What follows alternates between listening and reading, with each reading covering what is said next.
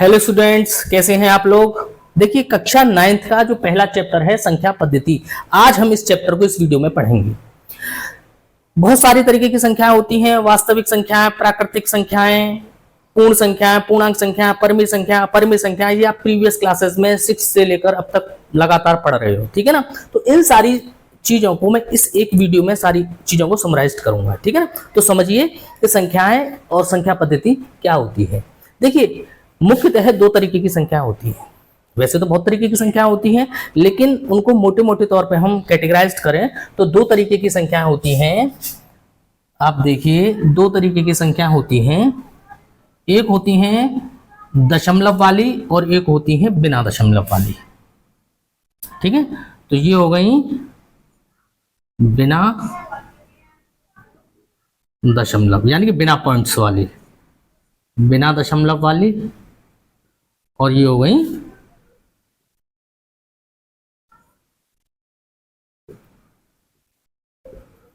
दशमलव वाली।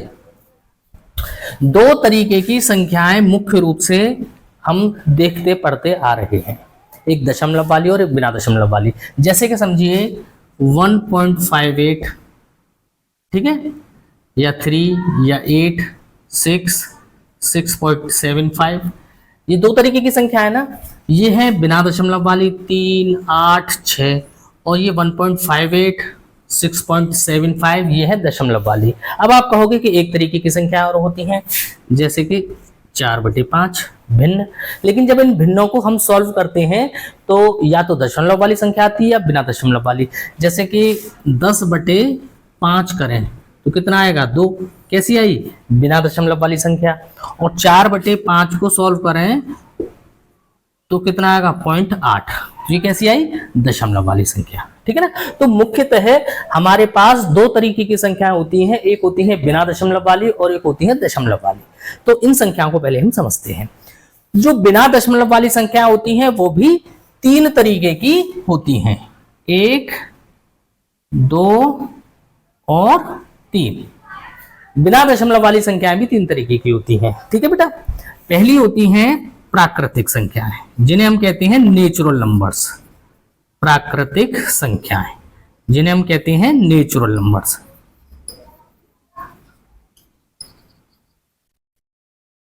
ठीक है। और रिप्रेजेंट कैसे करते हैं हम, कैपिटल एन से। कौन कौन सी संख्या होती हैं, 1, 2, 3, 4, 5 अप टू इनफाइनाइट। यानी कि जो प्राकृतिक संख्याएं होती हैं वो 1 से शुरू होती हैं और अप टू इनफाइनाइट जाती हैं। सबसे छोटी प्राकृतिक संख्या 1 होती है और सबसे बड़ी प्राकृतिक संख्या इनफाइनाइट, अनंत, ठीक है ना। समझ में आ गई बात।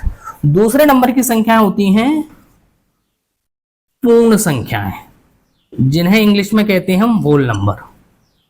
होल नंबर, इन्हें हम W से रिप्रेजेंट करते हैं। ये संख्या कौन सी होती हैं, इन्हें ब्रैकेट में लिख लेते हैं। ये संख्या होती हैं 0, 1, 2, 3, 4 अप टू इनफाइनाइट। समझ में आ गई बात।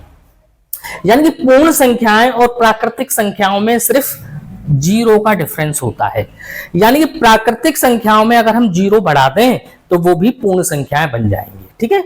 यानी कि प्राकृतिक छोटी जो पूर्ण संख्या है वो कितनी है, 0, और सबसे बड़ी जो पूर्ण संख्या है वो है इनफाइनाइट। यानी कि सिर्फ एक ही डिफरेंस है प्राकृतिक संख्याएं और पूर्ण संख्या में, काय का, 0 का। यानी कि प्राकृतिक संख्याओं के समूह में अगर हम 0 बढ़ा देते हैं तो वो भी पूर्ण संख्याओं का समूह बन जाता है, ठीक है। दो तरीके की संख्या क्लियर हुई। और तीसरी तरीके की संख्याएं होती हैं पूर्णांक। देखिए, कंफ्यूज होने वाली बात नहीं है, ये है पूर्ण संख्याएं और ये है पूर्णांक। इनको हम कहते हैं इंटीजर्स। इंटीजर्स और जेड से रिप्रेजेंट करते हैं। ये कौन सी होती है, पूर्णांक संख्या, इंटीजर्स। इसे हम कैसे रिप्रेजेंट करते हैं, जेड से। अब ये संख्याएं पॉजिटिव और नेगेटिव दोनों तरीके की होती हैं।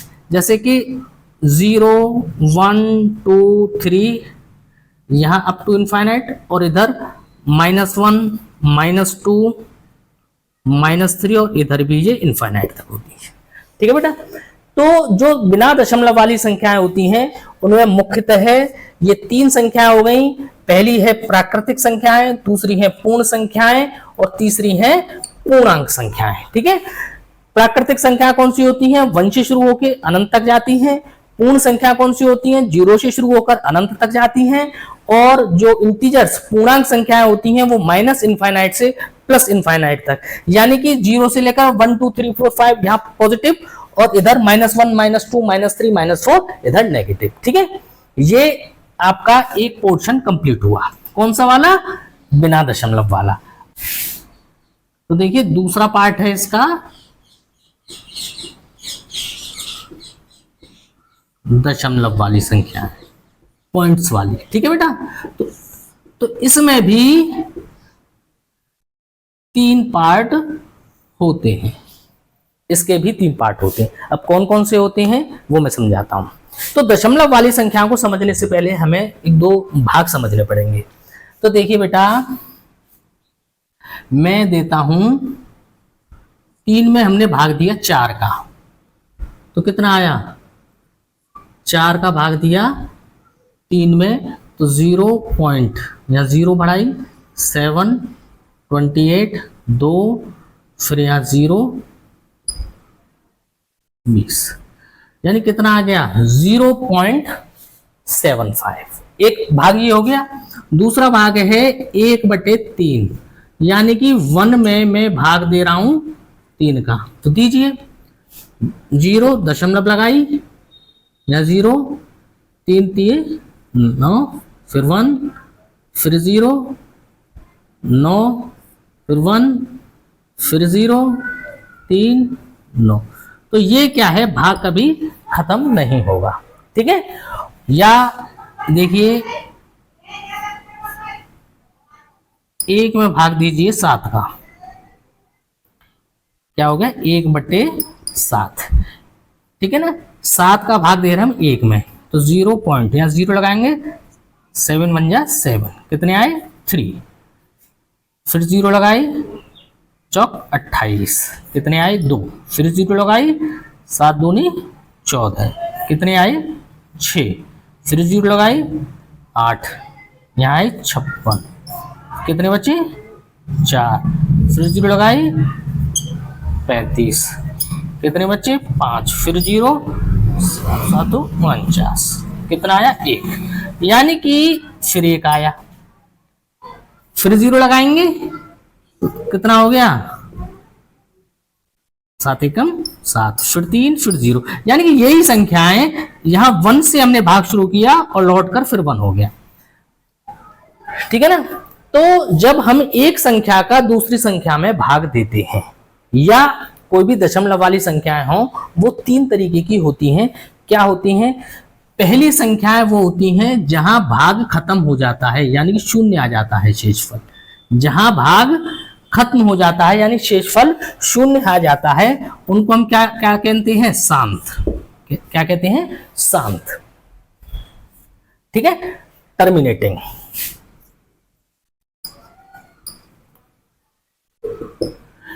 उन संख्या को हम कहते हैं शांत, यानी कि एक संख्या का दूसरी संख्या में भाग देने पर पॉइंट तो आता है लेकिन भाग खत्म हो जाता है, शेषफल क्या होता है? 0। जैसे कि उदाहरण क्या है इसका?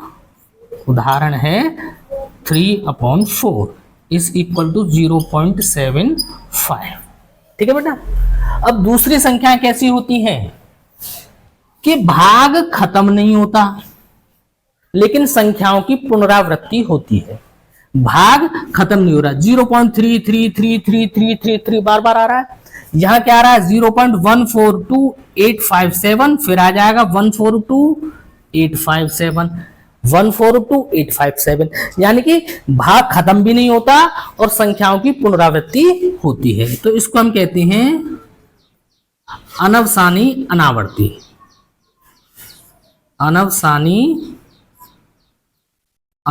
अनवसानी आवर्ती, सॉरी, अनवसानी आवर्ती। जैसे उदाहरण के लिए हम लिख लें 1/3, तो क्या आ रहा है? 0.333, तो इसको हम लिख सकते हैं, देखो जब एक संख्या की 0.333 यही आ रहा है, तो मैं क्या लिखता हूं 0.3 बार, यानी कि 3 जो डिजिट है वो बार बार आ रही है, पुनरावृत्ति हो रही है, वो डिजिट रिपीट हो रही है, तो मैं लिख सकता हूं 0.3 का बार। ठीक है, या ये है 1.7, तो इसमें क्या हो रहा है 0.142857, 142857, यानी कि ये डिजिट है बार बार आ रही है, तो इसको लिख सकते हैं 0.142857 पर बार। ठीक है, इस तरीके से हम संख्याओं को लिख सकते हैं। ठीक है, इसके बाद हमें पढ़नी है परिमेय संख्या, रेशनल नंबर्स। तो परिमेय संख्याओं के बारे में हम जानते हैं कि जो संख्याएं P अपॉन Q की फॉर्म में होती हैं, यानी अंश बटे हर की फॉर्म में होती हैं, जहां P तथा Q पूर्णांक हैं, पूर्णांक संख्याएं हैं, तथा Q is not equal to 0। समझिए, P जो संख्याएं P अपॉन Q की फॉर्मेट में होती हैं उन्हें हम परिमेय संख्या कहते हैं, जहां P और Q क्या है, दोनों ही पूर्णांक संख्याएं हैं। क्या है, इंटीजर्स। पूर्णांक संख्या मतलब इंटीजर्स, और Q is not equal to 0। ध्यान रखने वाली बात यह है कि नीचे वाली संख्या 0 नहीं होनी चाहिए, नीचे वाली संख्या 0 नहीं होनी चाहिए, ऊपर वाली संख्या भले ही 0 हो जाए। ठीक है, तो ये होती है परिमेय संख्याएं। और अपरिमेय संख्या कौन सी होती है, जो संख्या परिमेय नहीं होती उन्हें हम अपरिमेय कह देते हैं। तो समझिए कि ये कौन कौन सी संख्याएं, इनमें से मैंने जो 6 तरीके की संख्याएं बताई, ये फर्स्ट, ये सेकंड, ये थर्ड, ये फोर्थ, ये 5 और ये 6, ये 6 तरीके की मैंने संख्याओं के आपको डिवीजन बताए। तो इनमें से कौन कौन सी संख्या परिमेय होंगी और कौन कौन सी संख्या अपरिमेय होंगी, हम ये समझते हैं। ठीक है, तो देखिए सबसे पहले हम आते हैं प्राकृतिक संख्याओं पर, 1 2 3 4 5। तो देखिए 1 को हम 1/1 लिख सकते हैं, 1/1 बराबर 1 ही रहेगा। 2 को हम 2/1, यानी कि P अपॉन Q की फॉर्मेट में सभी संख्याओं को, सभी प्राकृतिक संख्याओं को हम P अपॉन Q की फॉर्मेट में लिख सकते हैं। सबके नीचे 1 लगा दूंगा तो आंसर पर तो कोई प्रभाव नहीं आएगा, यानी 1/1 तब भी 1 होता है, 2/1 तब भी 1 होता है, 3/1 तब भी 1 होता है। तो इन सभी संख्याओं को मैं P अपॉन Q की फॉर्मेट में लिख सकता हूं। तो सभी प्राकृतिक संख्याएं, यानी कि सारे नेचुरल नंबर्स हमारे परिमेय संख्याएं होती हैं। पहली चीज क्लियर हो गई, तो ये सब क्या है, परिमेय है। अब दूसरी आ जाइए पूर्ण संख्याएं। पूर्ण संख्याओं में हम देखेंगे कि पूर्ण संख्याएं क्या है, 0 1 2 3 ये सब है, यही तो है होल नंबर्स, W से रिप्रेजेंट करते हैं। तो इनको भी मैं देखिए यहां से लेकर यहां तक तो सब प्राकृतिक संख्याएं हैं, तो 1/1 2/1 3/1 सबको इस तरीके से लिख सकता हूं।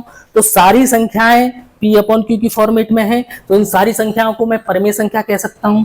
एक 0 बचा, तो 0 को भी मैं 0/1 लिख दूंगा, तो क्या हो जाएगा, 0/1 भी तो 0 ही होता है, 0 बराबर 0/1, क्योंकि 0 में अगर किसी संख्या का भाग दिया जाए तो 0 ही आता है, तो 0 इज इक्वल टू 0/1। तो देखिए परिमेय संख्याओं की शर्त क्या है कि P अपॉन Q, जहां Q is not equal to 0, यानी नीचे वाली संख्या 0 नहीं होनी चाहिए, ऊपर वाली संख्या भले ही 0 हो। तो यहाँ P वाली वैल्यू 0 है ऊपर वाली, Q वाली संख्या 0 नहीं है, तो 0 भी एक परिमेय संख्या होती है, इसे आप ध्यान रखना। ठीक है, 0 भी एक परिमेय संख्या होती है। तो सारी पूर्ण संख्याएं भी हमारी क्या है, परिमेय संख्याएं हैं। दूसरी क्लियर हो गई। तीसरी पूर्णांक संख्याएं। तो पूर्णांक संख्याएं भी क्या होती हैं बेटा, पूर्णांक संख्याएं जैसे कि माइनस इनफाइनाइट से लेकर -3 -2 -1 0 1 2 3 अप टू इनफाइनाइट तक। तो देखिए ये सारी तो मैंने बता दी, 1 टू इनफाइनाइट, 1 2 3 4 5 6 7 8 सारी परिमेय होती है। 0 भी परिमेय होती है। -1 -2 -3 देखिए -1/1 क्या आएगा, -1 कैसी संख्या है, P अपॉन Q की फॉर्मेट में है, परिमेय संख्या है। ठीक है, -2 बराबर -2/1 लिख दिया मैंने, लिख दिया ना, तो P अपॉन Q की फॉर्मेट में आ गई। तो जितनी भी नेगेटिव क्वांटिटीज होती हैं, यानी कि जितने भी पूर्णांक संख्याएं हैं, इंटीजर्स हैं, वो भी परमेय संख्याएं होती हैं। ठीक है बेटा, ये भी क्लियर। यानी कि जितने भी बिना दशमलव वाली संख्याएं होती हैं, प्राकृतिक संख्याएं, पूर्ण संख्याएं और पूर्णांक संख्याएं, सभी इंटीजर्स सभी परमेय संख्याएं होती हैं, सभी रेशनल नंबर्स हैं। ठीक है, अब आ जाइए बिना दशमलव वाली, ये है बिना दशमलव वाली। तो दशमलव वाली संख्या में सबसे पहले आती है शांत, टर्मिनेटिंग। तो देखिए 3/4 बराबर 0.75, 0.75 है ना, तो 0.75 को मैं पॉइंट के नीचे 1 लिख लिया और ये 2 जीरो लगा ली, ये हट गया, तो 75/100। ये भी P अपॉन Q की फॉर्मेट में है, ये ऊपर वाली संख्या P, नीचे वाली संख्या Q, और इसको लिख सकते हैं 3/4, ये 3/4 तो था ही। ठीक है, तो ये भी P अपॉन Q की फॉर्मेट में आ जाती हैं, तो ये भी परमेय संख्याएं हैं, शांत वाली। ठीक है, इसके बाद आ जाइए अनवसानी पे। अनवसानी आवर्ती संख्याएं, सेट 5 वाली, ये भी परमेय है, ये भी परमेय है। अनवसानी आवर्ती यानी कि मैंने लिखा 0.3333, तो इसको हम जब कन्वर्ट कर रहे हैं तो 1/3 तो ये आ रहा है, और ये जो संख्या है अनवसानी आवर्ती, इसको हम जब सॉल्व कर रहे हैं तो 1/7 आ रहा है, तो 1/3 भी परमेय संख्या है और 1/7 भी एक परमेय संख्या है।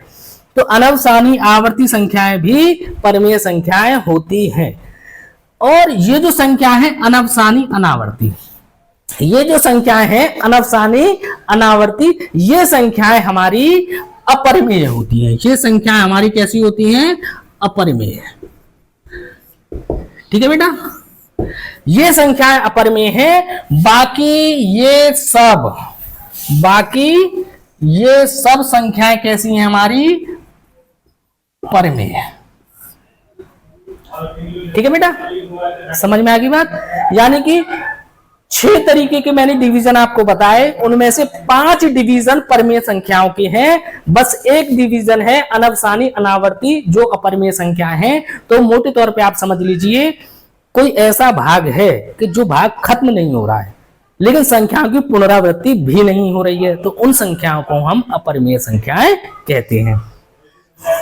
और समझिए, कोई भी ऐसी संख्या है जिसका स्क्वायर रूट हम पूरी संख्या नहीं आती, जैसे कि देखिए √1 का वर्गमूल 1, √2 का वर्गमूल पॉइंट्स में आता है, ठीक है ना, √3 का वर्गमूल भी पॉइंट्स में आता है, √4 का वर्गमूल 2, √5 का वर्गमूल भी पॉइंट्स में आता है। तो देखिए √1 का वर्गमूल 1, तो ये कैसी संख्या है? परिमेय।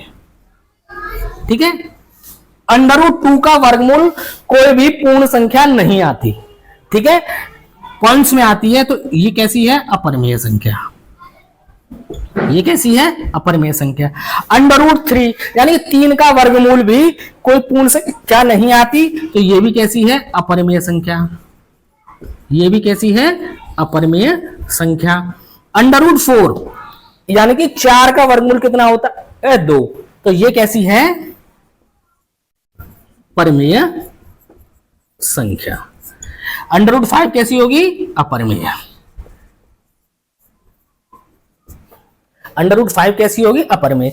यानी कि कोई भी ऐसी प्राकृतिक संख्या जिसका हम वर्गमूल निकालें और वर्गमूल निकालने के बाद पूर्ण संख्या नहीं आती, पॉइंट्स में आती है, तो वो सब क्या है? अपरिमेय संख्या। और जिनका वर्गमूल पूर्ण संख्या में आ सकता है, जैसे √1 का वर्गमूल 1, ठीक है, तो ये कैसी है? परिमेय।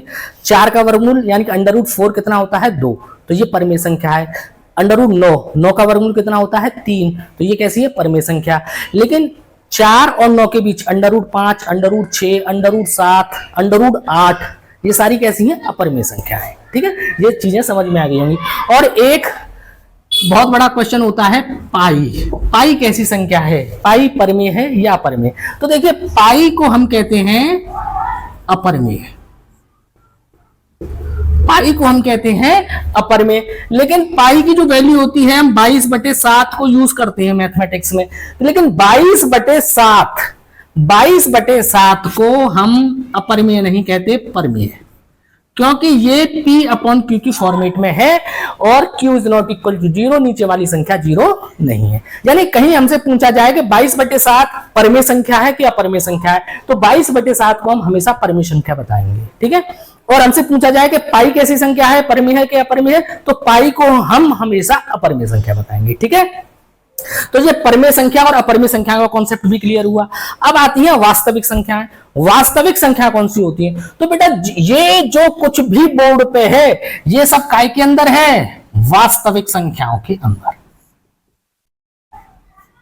ये सब काय के अंदर है? वास्तविक संख्याओं। ये सब वास्तविक संख्याओं के अंदर है।